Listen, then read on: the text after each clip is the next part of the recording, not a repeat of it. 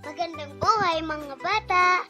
Tara, samahan ninyo akong matuto kasama si Teacher Aika, your online teacher. Please don't forget to subscribe, like, share, and hit the notification bell for more videos. Thank you! Revised K-12 Curriculum, GMRC Grade 5, Quarter 1, Lesson 5.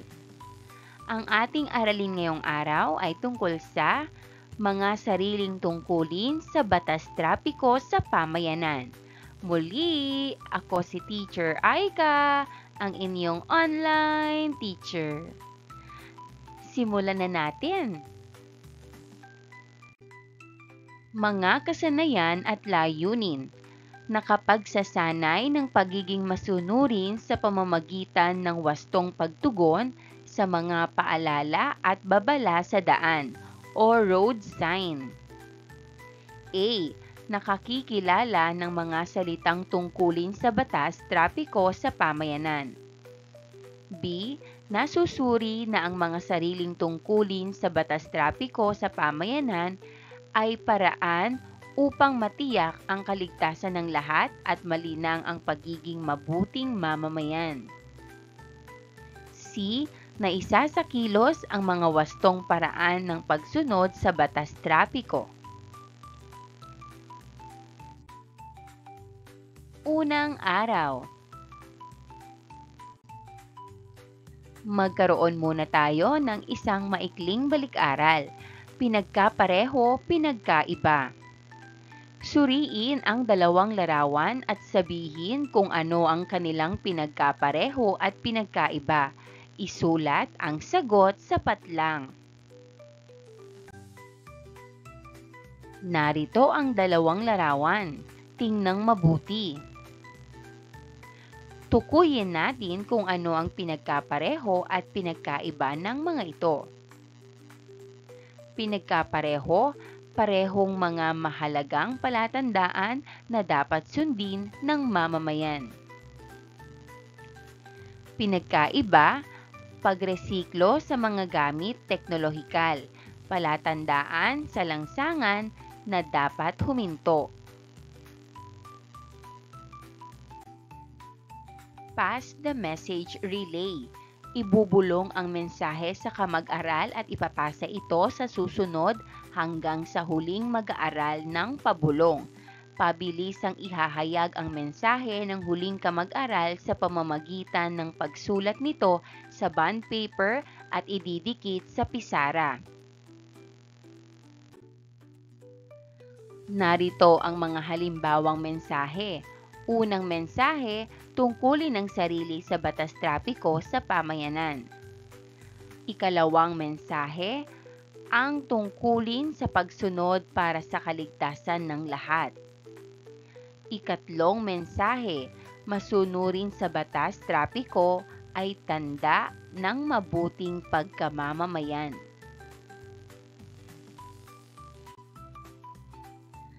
Bokabularyo. Isang tanong, pinakamagandang sagot. Bukod sa pagsunod sa batas trapiko, magbigay ng isa pang halimbawa ng kilos na nagpapakita ng pagkamasunurin kapag ikaw ay nasa labas ng tahanan o nasa pampublikong lugar. Halimbawang sagot, ang pagsunod po sa pagtatapon sa tamang basurahan ang isa po sa aking sinusunod. Ikalawang araw, kaugnay na paksa bilang isa, pagsunod sa mga babalang pantrapiko.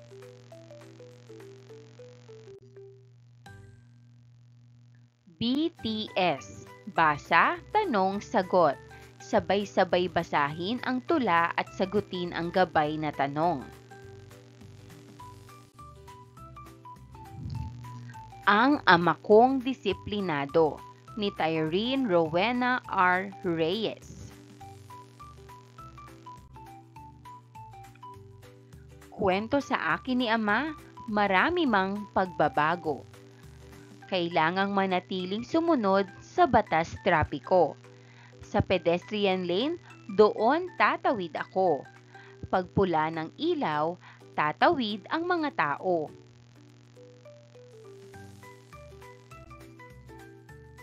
May pasaherong para ng para.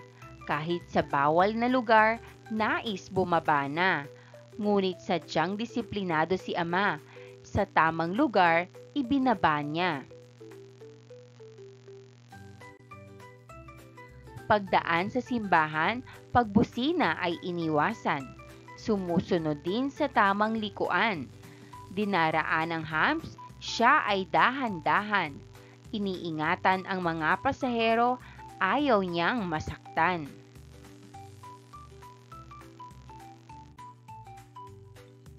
Nang kailangang bumalik, ngunit may no U-turn na nakita. Umusad pang muli kung saan ang pag-ikot ay pwede na. Nang mapagod si Ama ay nais na magpahinga. No parking sign nakita, humanap kung saan pwedeng pumarada.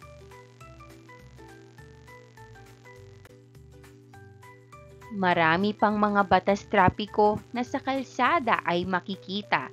Lahat ng iyon ay masiglang sinusunod ng aking Ama.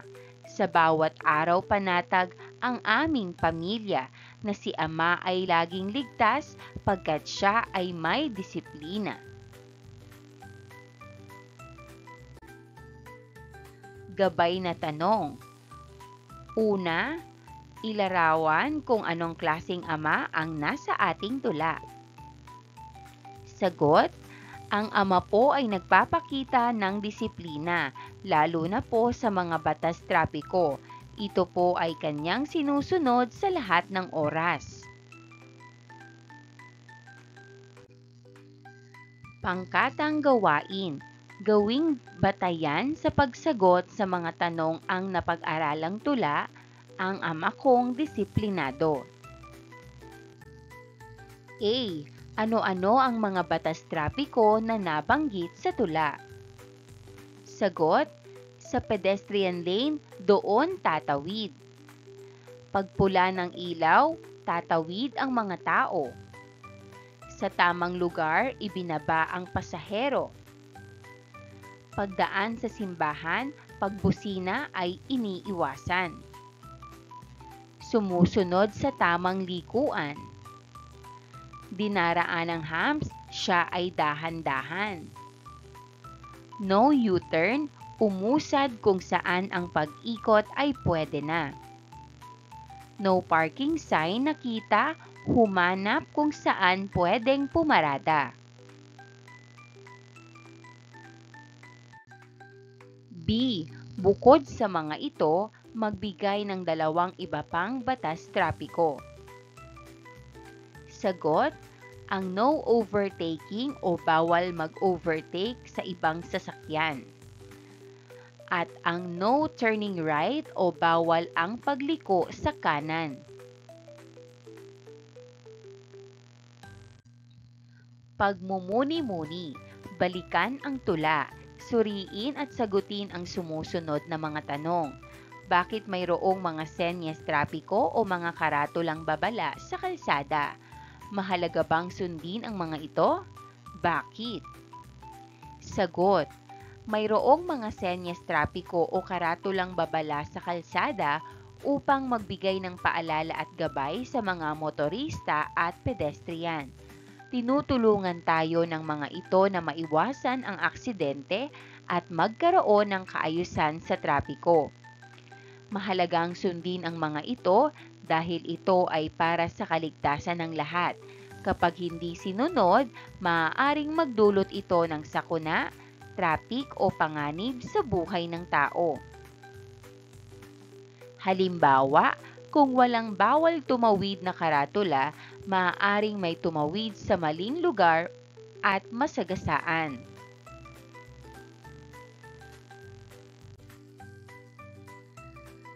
Rubric sa pagsusuri, 50% para sa nilalaman at diwa, 50% naman para sa kabuuang kaayusan.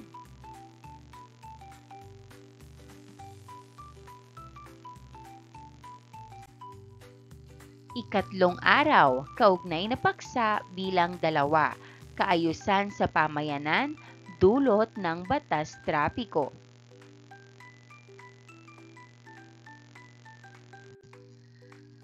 Pagproseso ng pag-unawa. Pagtapat-tapatin. Pagtapat-tapatin ang mga bugtong ni Chris Alonso-Zana sa unang hanay sa tama nitong sagot sa ikalawang hanay. Isulat ang tamang titik sa patlang. Number 1, ang ilaw nito'y 3, palaging pabago-bago. Ang sagot, E. Number 2, kung liliko ay laging titignan kung pwedeng kumaliwa o kumanan. Ang sagot, D. Number 3, ang karatula ay may 4 na letra, ibig sabihin sandaling tumigil muna. Ang sagot, A. Number 4, may mga linya sa kalsada dito, dapat tumawid. Halika. Ang sagot, A.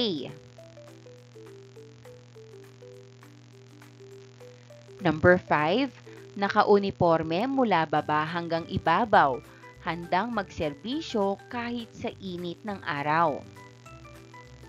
Ang sagot, B.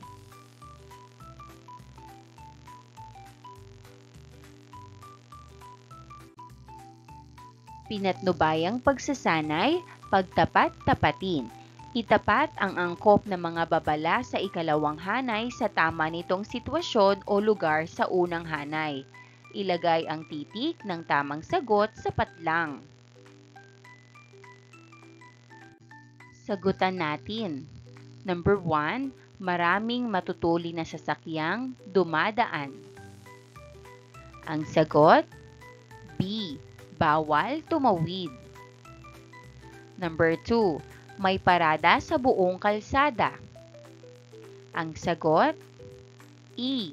Sarado ang daan. Number 3, paparada sa PWD dahil wala ng paradahan. Ang sagot, A. Bawal pumarada. Number 4, pipila ng maayos bago makasakay ng bus. Ang sagot, D. Sakayan at babaan. Number 5, umulan ng 1 oras. Ang sagot, C. Mag-ingat, madulas ang kalsada.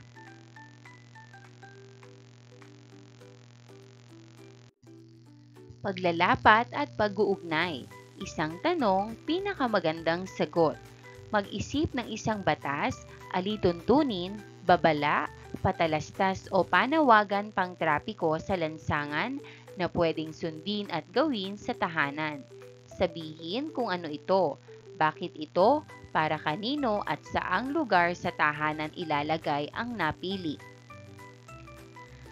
Unang kolum, batas alituntunin, babala, patalastas o panawagan pang trapiko. Bawal ang tumakbo. Dahilan kung bakit ito pinili? Upang maiwasan ang pagkadulas o pagkabangga sa bahay. Para kanino ito? Para sa mga bata. Lugar kung saan ilalagay? Sa sala o hallway.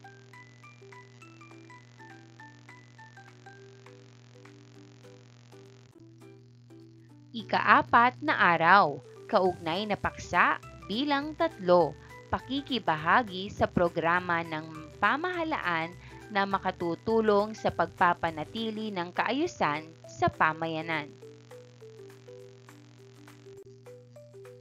Pagproseso ng pag-unawa, pangkatang gawain, pumili ng 5, 2 sa kaliwa, 1 sa gitna at 2 ulit sa kanan, at tukuyin ang mga tamang pangalan ng sumusunod na mga babala at palatandaan ng trapiko. Hindi pwedeng piliin ang napili na ng mga naunang grupo.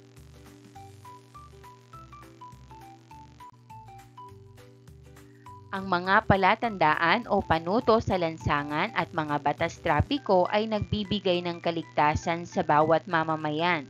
Suriin ang 10 larawan at iugnay sa kaligtasang tinutukoy nito. Isulat ang tamang titik sa patlang. Narito ang A hanggang J na inyong pagpipilian.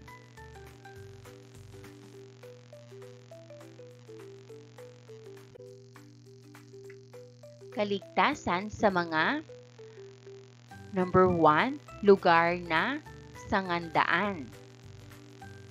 Ang sagot, F. Number 2, lahat ng klase ng sasakyan dahil bawal sila pumasok. Ang sagot, C. Number 3, truck dahil bawal silang pumasok. Ang sagot, A. Number 4, daang tren. Ang sagot, J. Number 5, ginagawang kalsada. Ang sagot, G.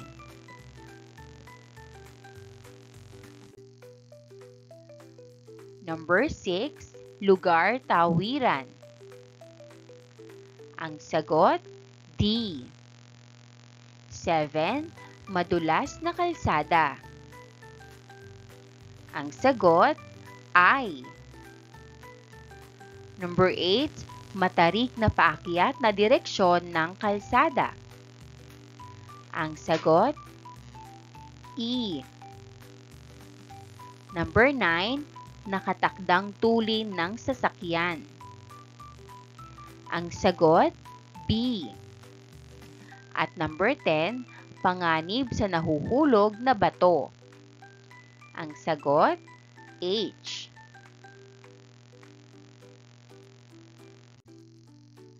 Paglalarawan. Sa isang bond paper, mag-drawing o gumawa ng isang larawan na nagpapakita ng mapa ng iyong paaralan.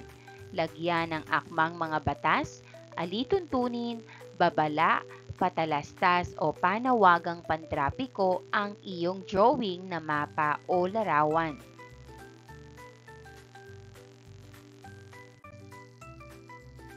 Narito ang rubric sa pagmamarka ng drawing o larawan.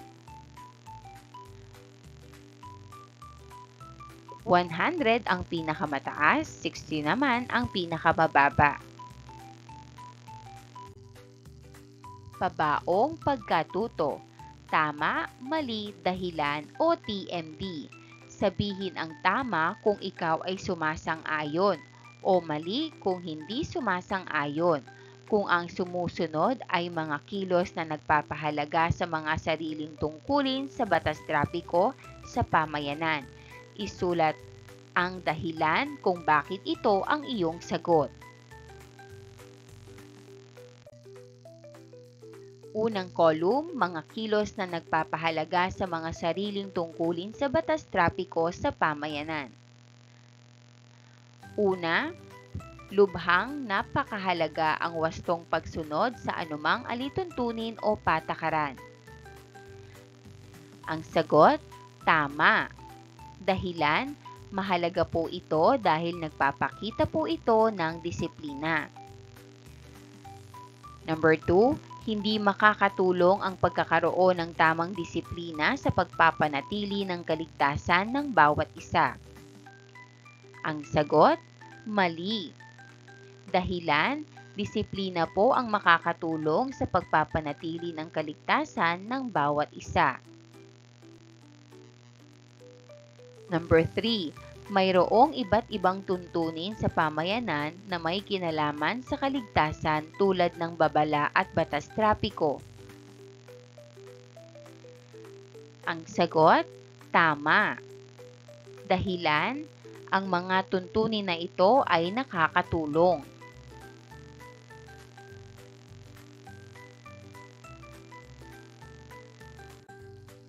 Number 4, hindi lahat ng mga batas, alituntunin, babala, patalastas o panawagan ay dapat sundin.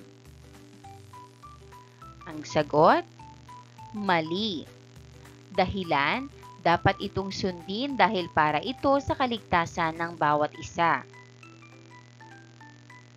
Number 5, sa ating pagsunod sa batas, alituntunin, babala, patalastas o panawagan, lahat ay malulugod. Ang sagot, tama. Dahilan, dapat malugod dahil para ito sa lahat.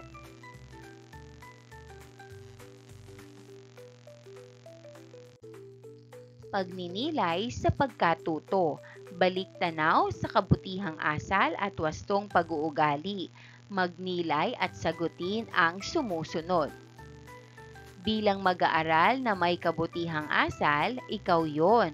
Ano pang kabutihang asal ang iyong natutuhan sa araling ito? Maaaring sagot, bilang mag-aaral na may kabutihang asal, natutuhan ko sa araling ito ang kahalagahan ng paggalang at disiplina, tulad ng pagsunod sa batas trapiko sa lansangan. Mahalaga rin ang pagsunod sa mga alituntunin sa bahay para maging maayos at tahimik ang pamumuhay naming pamilya. Anong pag-uugali ang ginagawa mo ngayon na dapat mong iwasto kaugnay sa iyong natutuhan na kabutihang asal sa aralin? Maaaring sagot, ang pag-uugali na ginagawa ko ngayon na dapat kong iwasto ay ang pagiging maingay sa bahay, lalo na kapag may natutulog o nag-aaral. Minsan ay malakas akong tumawa o magpatugtog ng music kahit hindi ko naiisip na nakakaabala na pala ako.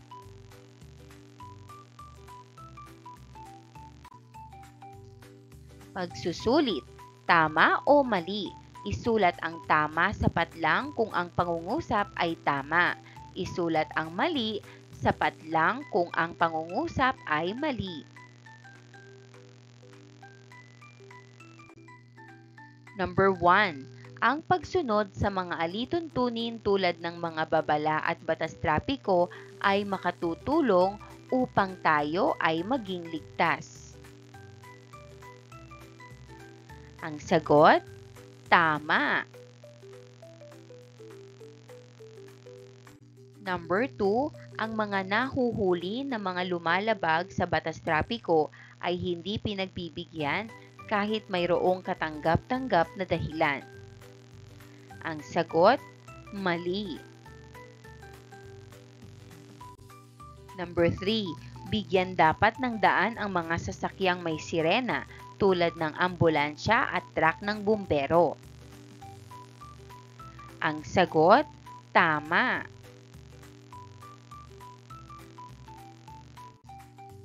Number 4, ang ilaw trapiko ay may 4 na iba't ibang kulay na may iba't ibang kahulugan.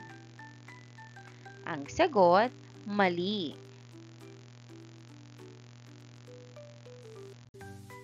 Number 5, mahalaga ang pagkakaroon ng disiplina upang mapanatili ang kaayusan at kaligtasan ng pamayanan.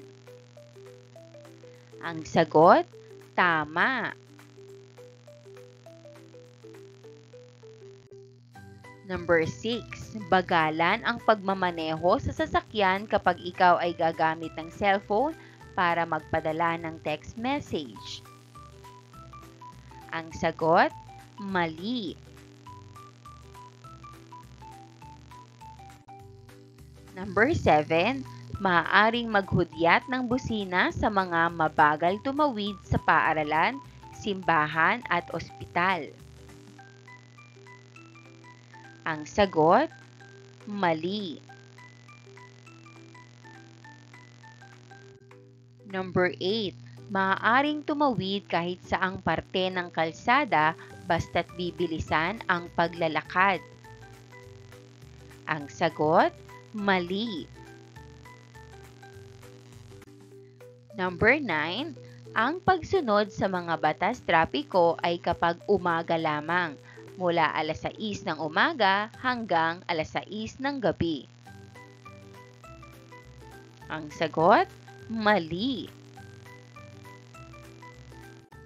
Number 10, kayang-kaya nating sundin ang mga babala at batas trapiko kung palagi nating isasaalang-alang ang ating kaligtasan. Ang sagot, tama.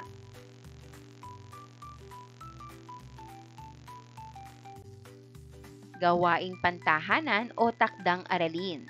J.S. Fromm, Journal Survey from Monday to Sunday. Bago matulog araw-araw sa susunod na buong linggo, ay matapat na sagutin ang pansariling pagtataya ng kagandahang asal na nagawa sa buong linggo.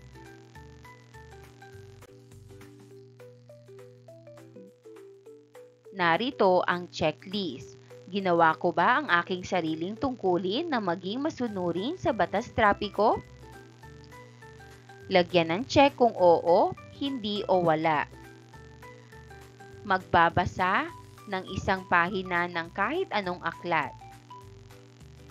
Maaari itong basahin ulit sa susunod na mga araw, pangalan ng aklat o walang binasa. And that wraps up today's lesson.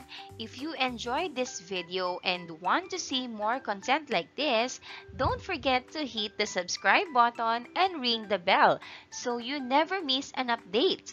Thanks for tuning in.